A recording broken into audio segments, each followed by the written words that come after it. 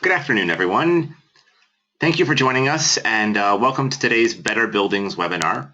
And this is on the lessons learned and the Better Buildings Residential Program Solution Center. We'll be walking through a demonstration of the Better Buildings Residential Program Solution Center, which is an online collection of proven residential energy efficiency program examples, templates, lessons learned, step-by-step guidance, and other resources. And we'll walk through about how this tool can be useful to you. Before we get started, I wanted to go over a few logistical items.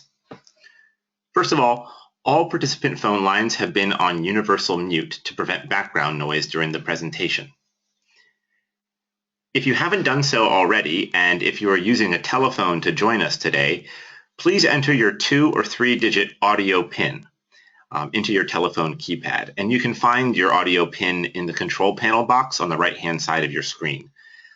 To enter it, you press pound, the 2 or 3-digit number, and then pound again. And we ask you to do that so that we can unmute your telephone line if you have any questions during the Q&A period. If you're listening to the presentation through your computer speakers, however, you will not be able to ask questions orally during the question period. Today, the questions will be addressed at the end of the presentation. And during that Q&A session, you can virtually raise your hand by clicking the blue circle button with a hand in the control panel, and we can unmute you. You can also type in a question at any point during the webcast into the questions box, also in that control panel, and we can address those during the Q&A portion. Lastly, I wanted to advise everyone that this webcast is being recorded, and the recording, along with today's presentation, will be posted on the Better Buildings website in the very near future. And with that, I hand it over to Amanda Chu, who's our presenter today of CSRA. Amanda? Thanks, Argon. Hi, everyone. Thanks for joining us today in today's demonstration. What I plan for us to do is spend the next hour or so giving you a brief background on what the Solution Center is and where it came from, some of the lessons learned from where it came from, which just as a preview is really from the Better Buildings Neighborhood Program. And then we'll go through a quick demonstration of the Residential Program Solution Center, and I'll be showing you what kind of information you can find there and how you can kind of navigate around. And then we'll dive into a couple examples specific to workforce development and contractor engagement, and what kind of information, specific information you might be interested in that we can kind of go a little more into detail. So before we do that, I'd like to do a quick poll to get a sense of who's in our virtual room. So we're going to start a poll now, and the question here is, what area of the program do you work in? Are you focused on contractor engagement, workforce development, marketing and outreach of your program, financing, or other? And if you select other, I'd appreciate if you could just type in the chat or the questions box, what area of the program is kind of under your purview.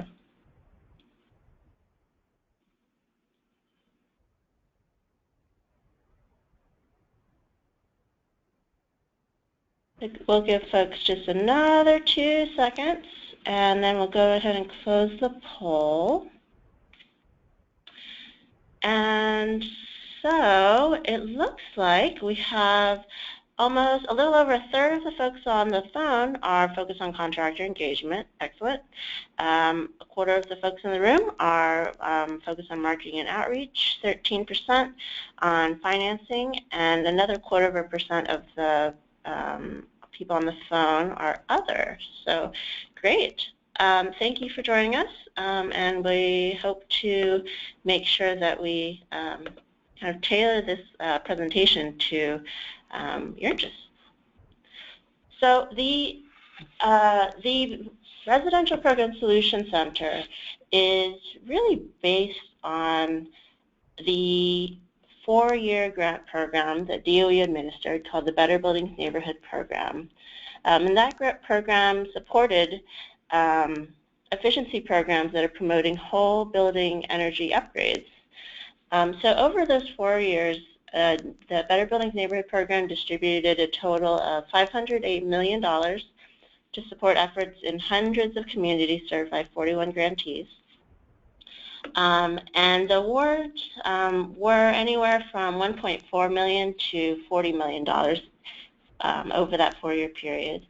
And during that time, we saw the Department of Energy worked with leading communities that used innovation and investment in energy efficiency to expand the home performance industry and to test program delivery models and strategies and experiment with what works and what doesn't work. And as part of that effort, Department of Energy was focused on understanding and documenting that what works and what doesn't work. What are those lessons learned?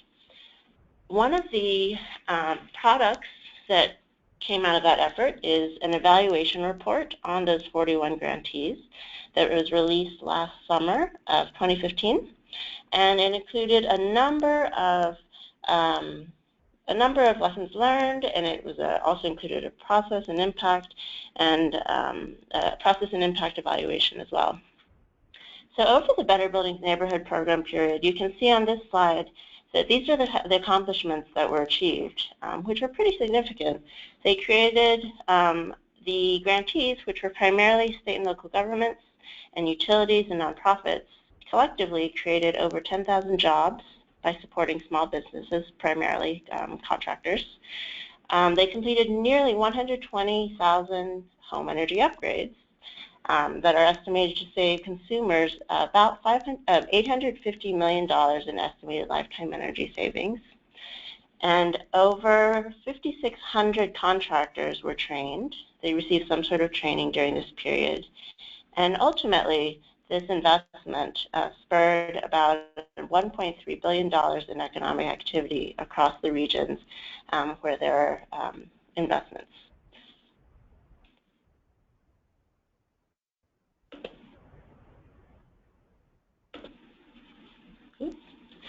There we go.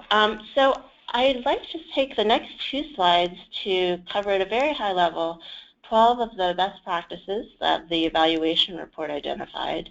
And these are very high level and hopefully some ideas that are not necessarily new to you, but if you dive in deeper, you'll find some new ideas to perhaps spark some ideas on your part for your program. So we've organized this into kind of 6 different, what we call key components. So for the first section, we have some that are kind of overarching program design and customer experience best practices.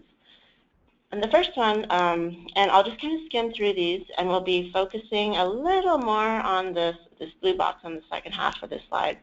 And then we'll be diving deeper into these in this presentation.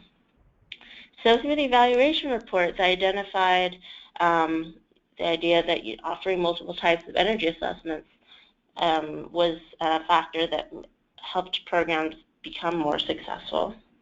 Oh, and I should mention that the evaluation drew on interviews and survey information collected from grantees, from program staff, contractors, program participants, and non-participants, contractors, and financial institutions working with the grantees. So we really tried to get a holistic view on the impacts of this program. Other kinds of best practices, direct installs during the energy assessment were effective ways at getting people into the program and through the upgrade process. They found that one best practice is to provide a flexible approach to conduct comprehensive upgrades. Not everyone has the same resources available or has the same priorities and timeline. And in order to kind of get them through the upgrade, it perhaps might be worthwhile giving them some flexibility. Keeping the program simple for your customers. We want to make sure that that's the main thing we're trying to do with the program, right? Helping them figure out how to improve their homes and do it well.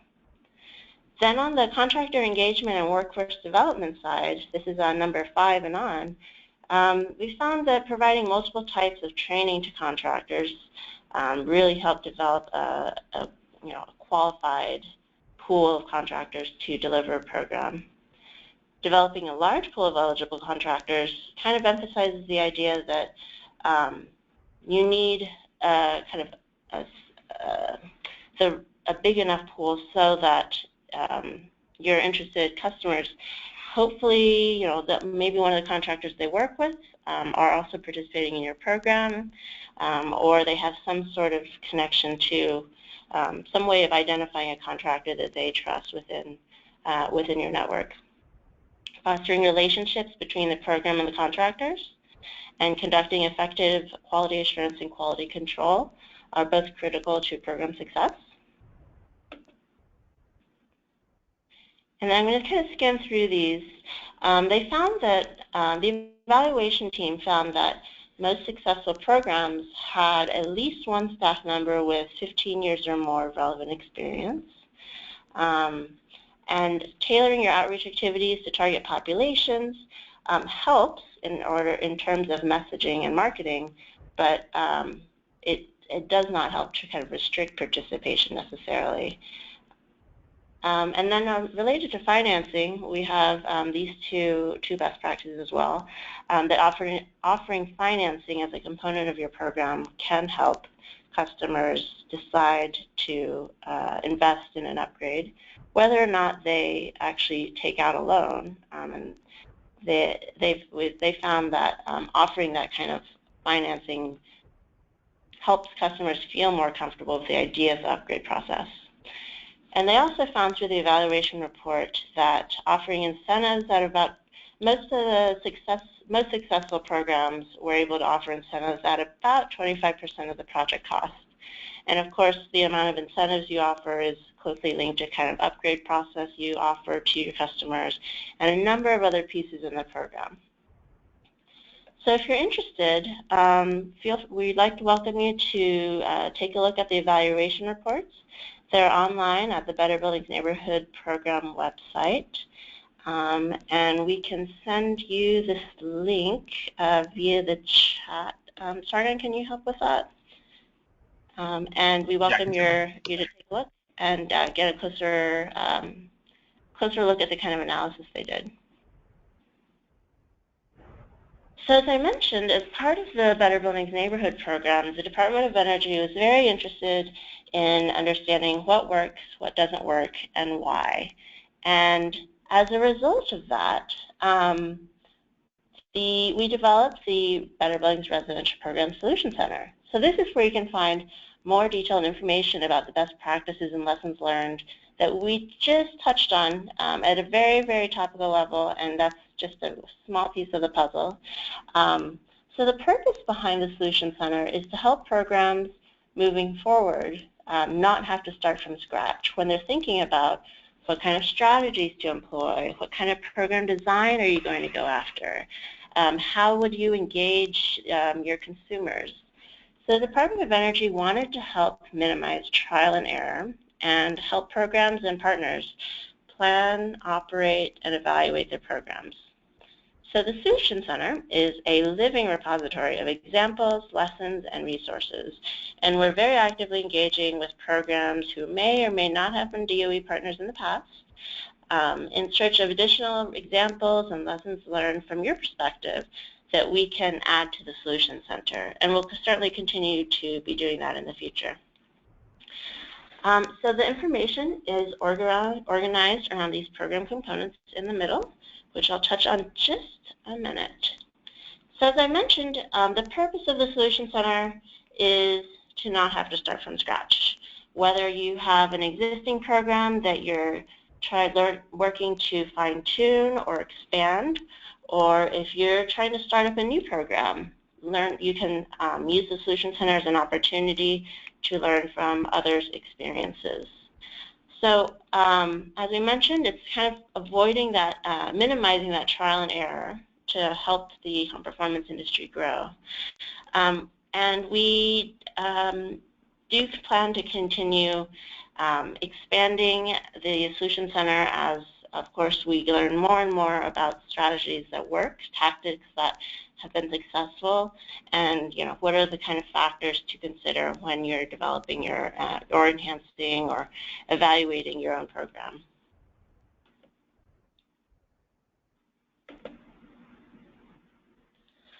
So let's start with the framework of the Solution Center. The content in the Solution Center is built around these 6 main program components, or aspects of a program that relate to planning, operations, and implementation. So starting on the upper left corner, we have market position and business model. This component really asks, what kind of organization are you? And what kind of constraints are on your ability to implement your program? What kind of considerations do you have to keep in mind? And what kind of partnerships might be most relevant to you?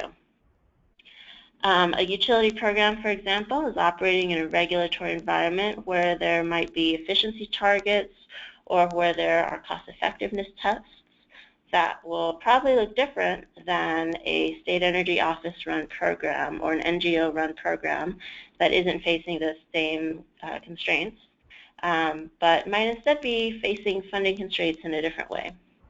So this market position and business models is really the place to start flagging what kind of organization are you and what you might need to operate as a result of that. That leads us into our central component around program design and customer experience. So as I'm sure you know, customer experience is really central to the program. If a homeowner is going through your upgrade process and gets lost or has a very unenjoyable experience, oftentimes we've seen that they don't come back, they don't necessarily share the good word about your work, and they might even kind of dissuade folks from participating in your program. Ultimately, if the customer isn't kept central to the program's not going to work well. You're not going to achieve your goals, and so it's critical to have a positive customer experience. So our program design piece here is bolstered by the 3 components on the bottom row. So these are the components that people really most frequently think of when they're trying to identify how to run an efficiency program. So first is marketing and outreach.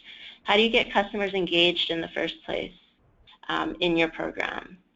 Financing, how are they going to pay for the upgrade measure that you want them to install? Whether you're offering financing or a partner, a financial institution that you're working with is offering it. The third is perhaps the most important partnership, and that's really with your contractors and ensuring that you've got an engaged contractor base that's working in true partnership with you and vice versa. And if you don't have fully qualified contractors sufficient to meet the program needs, then you need to really focus on workforce development as well. And then if you go back up to the first row, last but not least, in the upper right corner, you see the evaluation and data collection. And this is how we answer the question of how well have we been doing. So you need to assess that on a regular basis, but also most programs have to assess periodically what they've accomplished, how it looks as far as their return on investments, really. And some of that relates to cost effectiveness typically. So these are the 6 major operational areas of a program, and all of the content in the Solution Center is really housed within one of these 6 areas. So within the Solution Center, we've organized resources into what we call handbooks. So handbooks are the primary way that we've documented lessons learned throughout the Solution Center. It's really a reference manual that explains why and how to implement specific stages of a residential efficiency program. So in each book, it contains a series of tabs shown here on the top that allow users to quickly identify the kind of information and resource you're looking for. And so we start off with the description.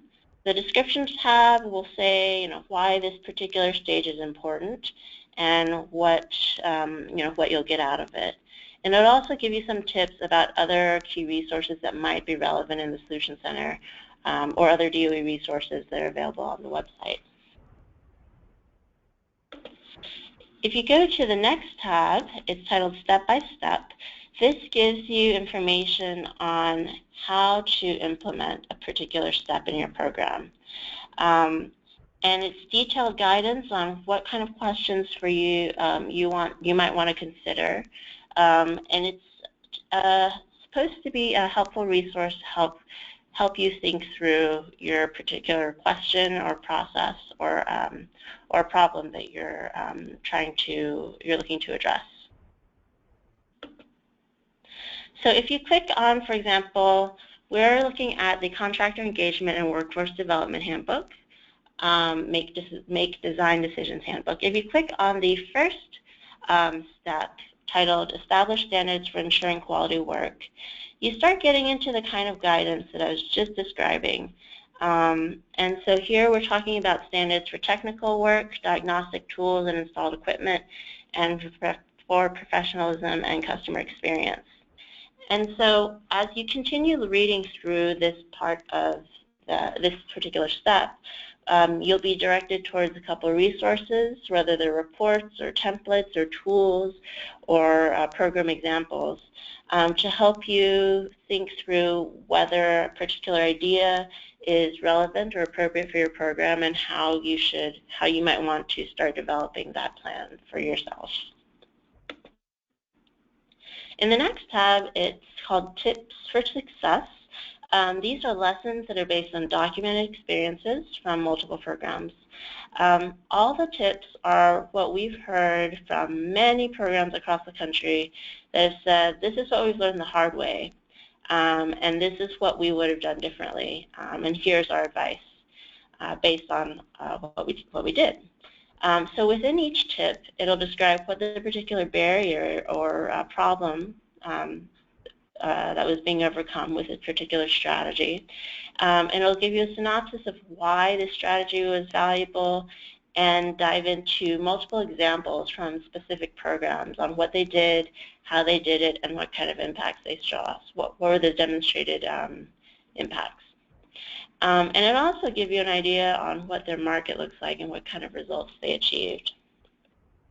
So for example, if you click on the third option, establish collaborative partnerships with contractors and communicate with them early and often, we start talking about the ways to help contractors really be good spokespeople for your program, since they are oftentimes the people who are interacting directly with your homeowners, with your customers.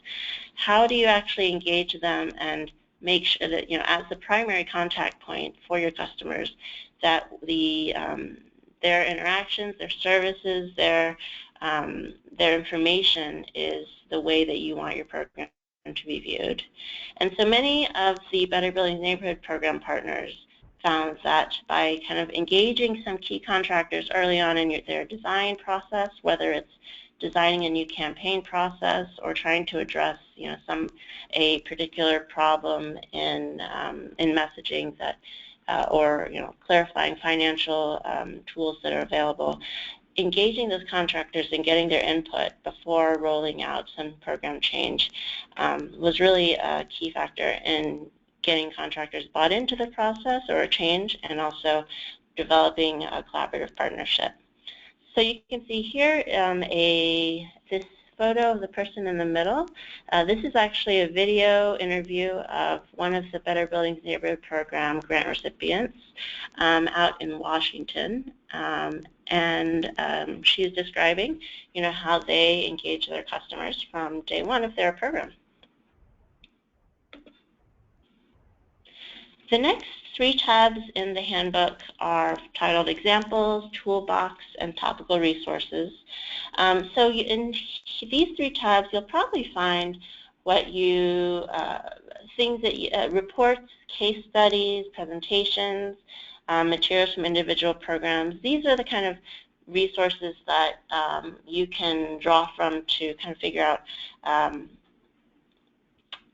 some of the real-world examples of what other programs have done and how that can kind of enable you to figure out the ideas that would be most interesting to you. And so one example here is if we click on Spotlight on Main Contractor Sales Training Boosts Energy Upgrade Conversions. So this is a case study that we developed based on work that that Efficiency Maine did. They offered so they first noticed that their conversion rates were fairly low, and this is a statewide program focused on whole home upgrades. And they wanted to figure out how to make those interested assessments into how to convert those into completed upgrades. So as part of that effort, they asked their contractors, what's going on, and they identified that sales training would be a useful way to help contractors communicate not only what the program has to offer, but what contractors themselves are offering to homeowners, and helping them make sure that they're communicating better and more clearly. And so the Efficiency Maine had conducted a 2-day sales training, and there were some contractors who weren't entirely crazy about doing this training, and it was taking time out of their day, taking them out of the field. But by the end of the training, and particularly it's written up in this case study, a lot of those contractors realized, you know what, this is actually pretty useful for me and my staff. And they saw a pretty significant boost in conversion rate from 10% to 60% within a couple months. This is also, timed with a short-term incentive offer that had a clear deadline, so that was certainly helped boost the conversion rates. But they did see a significant increase in conversion rates once after the contractor sales training. Other highlights on the Solution Center. So we're looking right here at the home page. On the left navigation, on the left column, we have a couple options on how to browse by program component or design phase, or by content type, which allows you to access all the resources in the Solution Center, whether they're handbooks, case studies, tools, calculators, publications, you name it. And we have filters available to help you focus in on the type of resource that you're most interested in. For example, I'm partial to case studies, so I would be able to click on a filter, case study filter, similar to a number of online websites that will help you refine the resources to what you're looking for. You also have an open text search on the top right corner over here, and you can really enter any term, and it'll return a list of resources that hopefully will be of interest to you. And again, there will also be filter options available for you to refine what you're looking at. On the right side of the screen, we have the proven practices posts. So every month, to kind of help highlight, we highlight an individual particular proven practice that is documented in the Solution Center, and we highlight it on the homepage to kind of make sure that it's coming across. And it takes you to a short a write-up of what particular strategy we're talking about, and what are some efforts that particular programs did to help address that problems and implement that particular strategy. And finally, we have a feature on the top right here called shortcuts. These are some of the questions that we're asked on a regular basis, and these shortcuts will take you to the applicable handbook related to that question.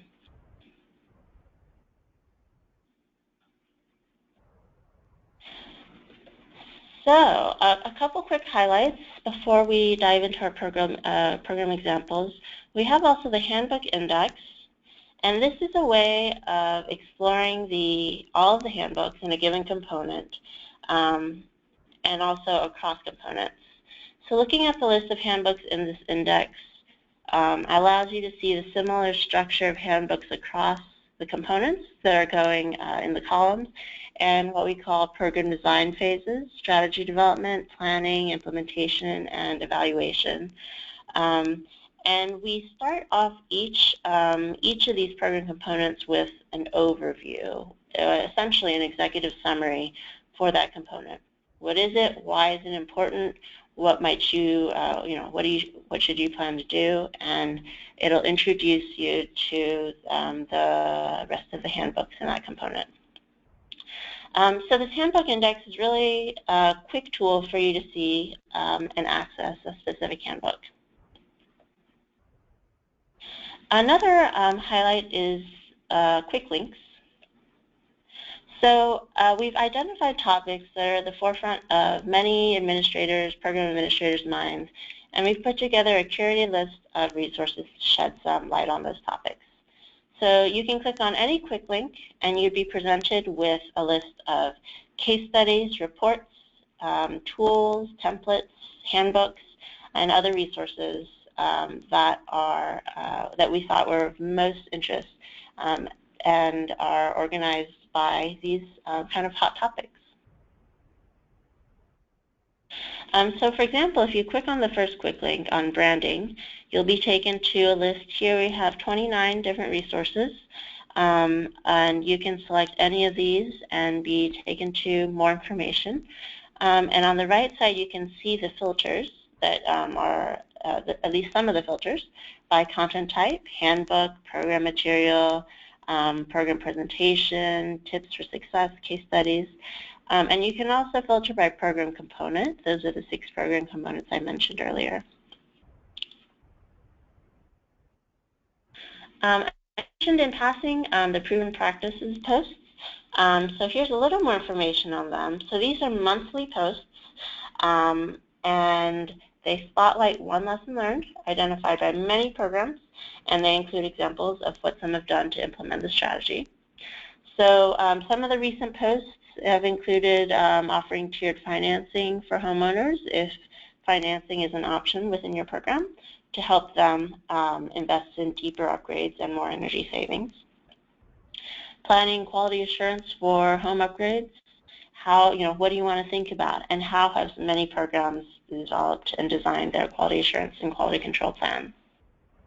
And hosting in-home events to jumpstart outreach. This is one particular strategy that we've seen work particularly well. So if you were to take a look at this post, for example, you would be taken to something like this. So we saw that a lot of programs are really trying to figure out, how do we jumpstart our outreach? How do we bring in more customers? And how do we create more leads? But perhaps more importantly, how do we create better leads? And so many programs found that having some sort of in-home event to help potential customers actually see the benefits of an upgrade through some sort of showcase of a completed home was a good way of getting folks interested and helping them realize that this is a real improvement and upgrade to my home that I can that's worthwhile for me to invest in. And it also leverages the idea of the trusted messenger. If you're holding these in-home events, like in the neighborhood, for example, you're able to really build on that word-of-mouth marketing as well. So you can see here, for example, Energy Impact Illinois, they hosted what they called house parties to kind of build momentum for the upgrade, and they really were able, they also brought in contractors in these in-home events to answer questions and to show where the energy was actually being wasted, or explain, where, explain ways to really be improving the comfort while saving energy. In New Orleans, NOLA Wise had open houses in completed upgrades, and they had signs throughout the house that showed and highlighted what was completed and what kind of energy savings that homeowner could expect. And we also have examples here in Jacksonville, Florida with JEA, and also with the Center for Sustainable Energy in California and their demonstration tours. and that's the bottom right photo there, that identify what kind of improvements were made. And so you can dive into something like this. It's short and concise, and it's something that we hope is easily digestible. And if you're interested, you can also get more information. The benefit of this being an online website, of course, is that we are able to link to additional resources if you want more detail. So that is the quick overview and tour of the Solution Center. And so what I'd like to do next is walk through some specific examples and questions that we've been asked or heard about in the on a regular basis, and find out from you. We'll really show you what kind of answers you might be able to find information or resources on in the Solution Center. So let's go ahead and start. So we're going to do this in the next poll, and the questions are, so we have just 3 questions here. So please select one that you're most interested in, and I think we'll have time for probably 2. 2 of these examples. So how do you identify or recruit your contractors if you're looking to expand your contractor base? The second question is, how do I learn more about the contractors, the capability, the capabilities and services of existing contractors in my market? And the third question is, how do I develop a quality assurance plan for my program?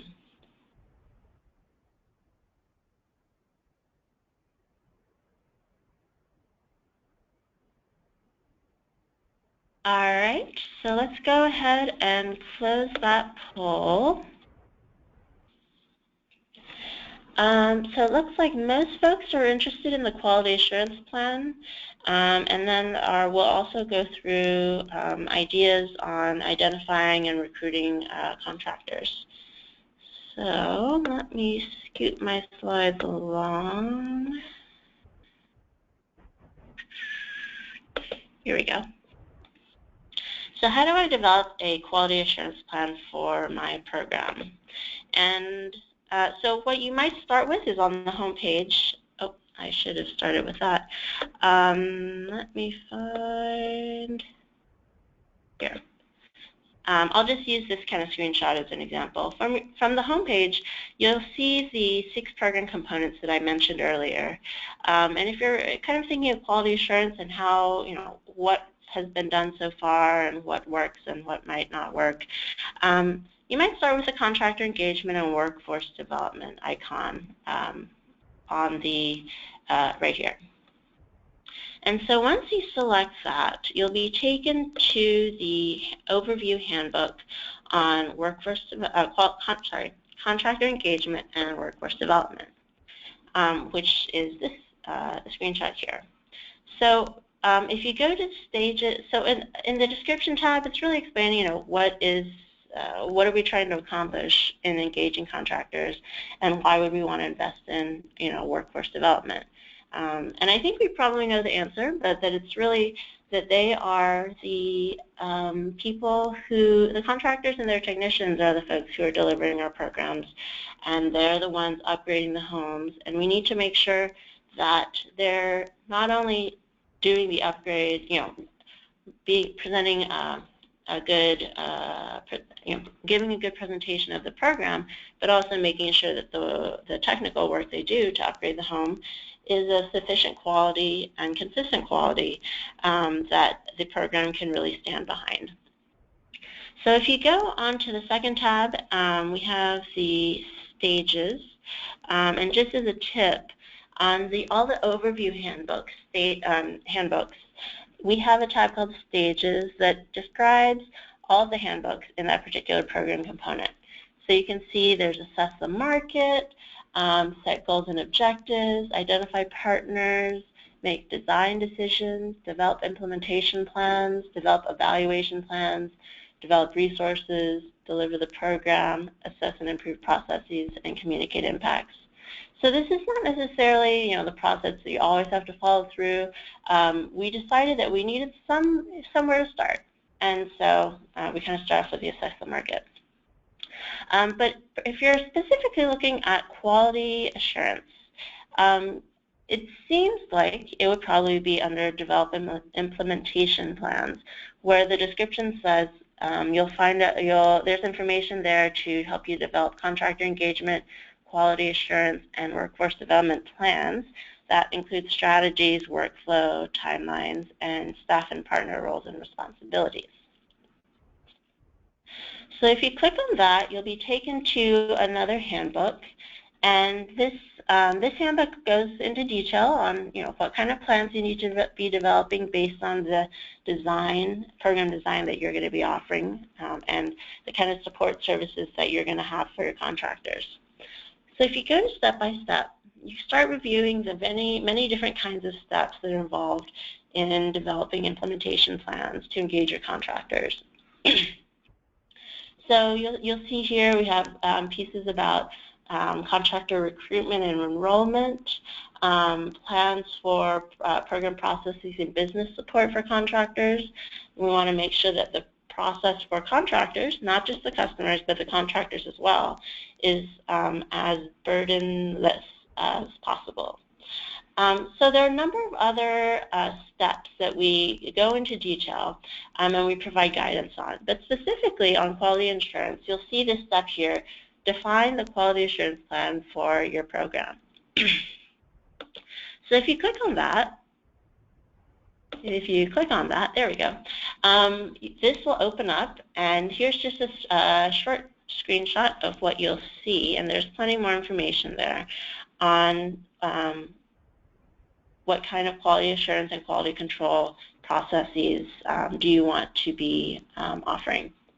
So this particular step goes into details about the key stages of a QA process, like the paper review and field inspections. How often do you want to be doing the field inspections, and how to provide feedback to your contractors.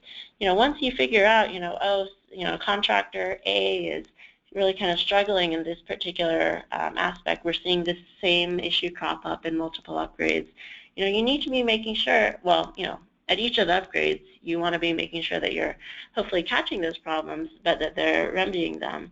But you need to be able to give feedback that will help them and help you.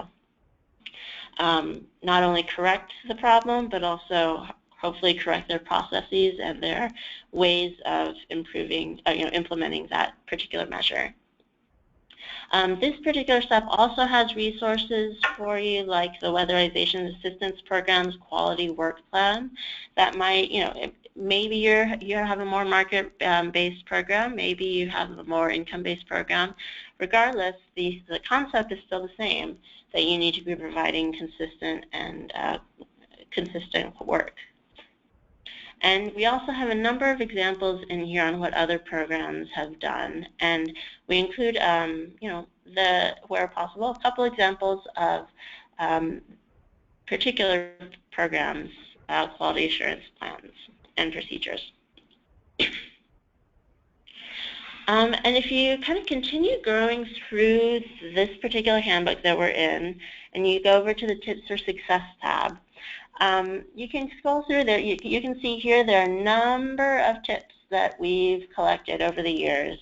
And this, again, is based on what we've heard from many, many programs over many years, whether they're Home Performance with Energy Star program sponsors or programs that we work through the Better Buildings Neighborhood program, or their utility-sponsored programs, or NGOs or nonprofits, or others.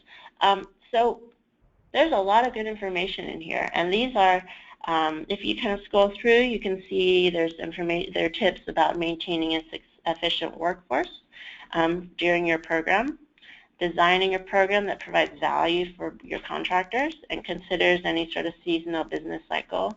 Oftentimes, regardless of where you are located geographically, contractors have, a high season where they're really, really busy, and they also have like that quiet time in the year. So, you might not want to schedule a big marketing campaign when they're already really busy. We also have ideas in here about establishing partnerships with contractors. How do you do that? And what are some tips for communicating with them well? So if we go ahead and scoot on down to here, establish a clear system and process for ensuring quality work, we're taken to a particular tip for this. So most programs, all programs, are dependent on having high quality work that contractors conduct and complete in customers' homes. And many programs have found, and evaluation reports analyses have found, that effective quality assurance and quality control provide a foundation for quality upgrades and are critical to program success. So we also go into this section here describes one of the more popular approaches, perhaps more effective approaches, involving a tiered approach to quality assurance, where a program inspects, the first, X number of upgrades completed by a new contractor, and then inspects a specified percentage of those subsequent projects, so that we can continue maintaining the kind of consistent quality. And then on-site quality assurance has been a pretty useful strategy of both getting feedback from, gathering feedback from homeowners, and also the training opportunity for contractors. So there have been a number of kind of broad range of verifications that have been particularly important, including checking contractors' certifications regularly and implementing a mechanism to recheck those certifications, not just when they first sign up, but when they continue participating in your program, a year, 2 years down the line, making sure that those certifications are still live. And then verifying, of course, that professional safety skills are, that they have those skills, like combustion training. And some programs have also identified other standards. I think we might have touched on this briefly, that are critical to their QA process and procedure: standards for technical work, diagnostic tools and installed equipment, and professionalism and customer service.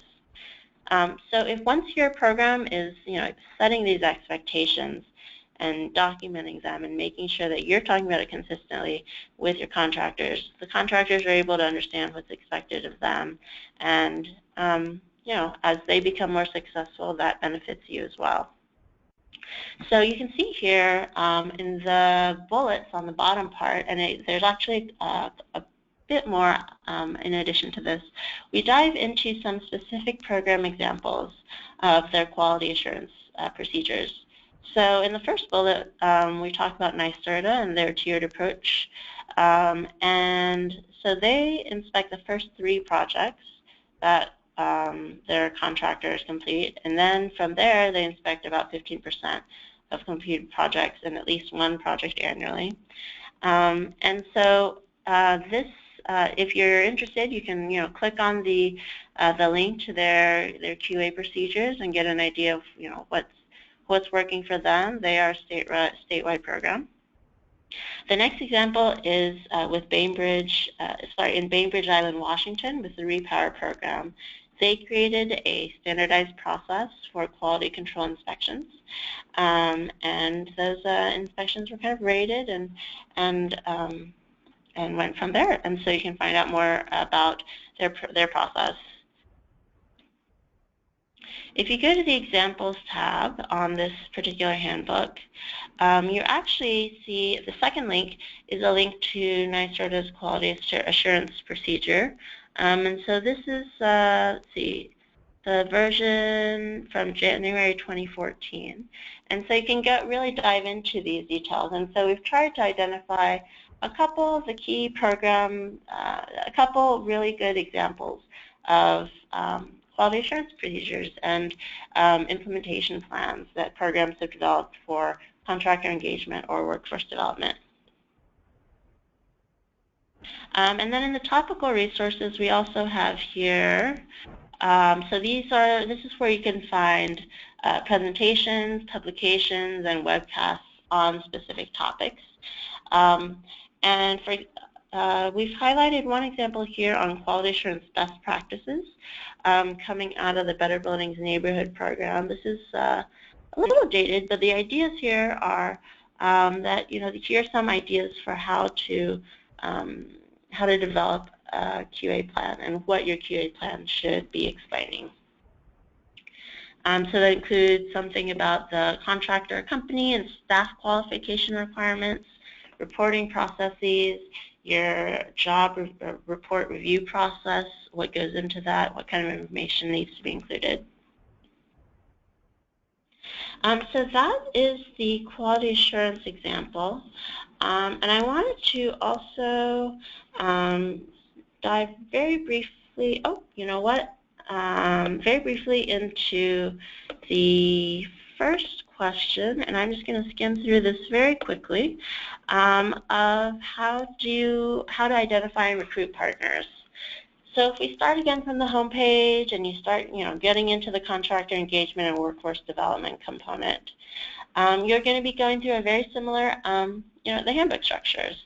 So instead of going through the development and implementation plans handbook, number 5, that we just took a tour of, if you're looking at how to recruit contractors, identifying the contractors that you really want to partner with is your critical step here.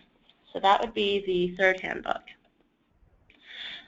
So just briefly, the kind of information you can find here include ideas for how to establish relationships with contractors, because they are your most important service delivery partners, potential trade associations and economic development institutions that might help you promote your program, and any sort of training partners that can help you increase the number of trained and qualified technicians in your workforce. But if you're looking on how to recruit and how to recruit contractors, let's see, let's keep on going here. If you go to step-by-step, develop strategies for contractor recruitment. This is a good step to take after you kind of assess who is available in your local market. But once you start looking into strategies for recruitment, you can start getting ideas here on what kind of effective strategies do you want to be developing, and how do you want to be approaching this. And as we've heard from many contractors, I'm sure, participating in a program can really take some time and resources that contractors may or may not want to invest in the program. So how are you able to make the program have less, kind of minimize that administrative requirement and burden? That's a key piece of a good program design that a contractor would be interested in. You want to be establishing a relationship with the program and the contractor, and you really want to be focusing on the benefits of the program to the contractor, and figure out what kind of design you can offer and create that outweigh the cost of participation for the contractor. And so your recruitment strategy, you want to include identifying contractors, enticing them to participate, showing them what's attractive in participating in your program. And you need to also continually support their participation in your program. How do you make sure that this is beneficial for them, and that and vice versa? And then if you go to tips for success, there's one particular tip I wanted to highlight here, but you can see a number that are very relevant. How do you help contractors enter the home performance market by kind of lowering the barriers to entry? And we go into detail about how some programs have helped contractors who weren't focused on home performance before add home performance to their portfolio of services.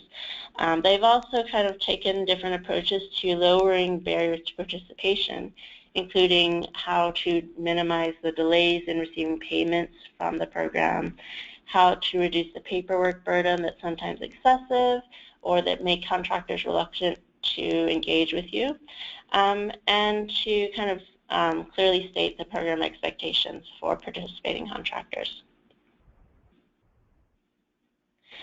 I include here just a couple of the case studies and kind of information you can find here. We have, for example, a business case for home performance contracting that was a report developed by Building America. And lastly, my last example here are some topical resources and presentations. In this particular example, the presentation identifies 5 steps to a profitable contractor base. As we know, participating in a program can benefit contractors by generating good leads, but that participation does sometimes come at a cost. So how do you minimize that? So how do you design a program that meets your goals without causing undue burden to your contractors and facilitating their profitability? So just a preview, and you're welcome to go to the solution and take a look yourself. Here are the 5 steps that these presenters identified. So that is the Solution Center. Those are the Solution Center examples in a nutshell. So I want to make sure to invite you to take a look at the Solution Center. The URL is on the screen. It's just energy.gov/RPSC for Residential Program Solution Center. I want to encourage you to just take a look around and see what kind of information would be of interest and value to you. And if you have any questions, feel free to email the email on the bottom here, or email us through the webinar. And you're welcome to, we welcome your ideas and any sort of additional information you might be interested in sharing from your program experiences. And lastly, I did want to also mention we have a couple events going on at ACI, National Home Performance Conference, coming up the first week of April. So if you're interested, you're welcome to join us with the Department of Energy. We have a couple of events coming up. On Monday of the conference is the Home Performance with Energy Star Partner Meeting. And we also have a Getting Started with HPXML workshop that Monday afternoon. So if you're interested in that, we welcome your participation. We're going to have experts from NREL join us and help us walk through HPXML and how to implement that at the program level. And we also have a number of sessions that DOE is organizing to kind of share lessons learned through all the various programs that we offer. And that wraps up our presentation. So again, please take a look at the Solution Center. Thank you again very much for your time. And we will be sending an email with a link to this presentation and the recording shortly. And that wraps up our webinar. Thank you very much for joining us again, and have a good day.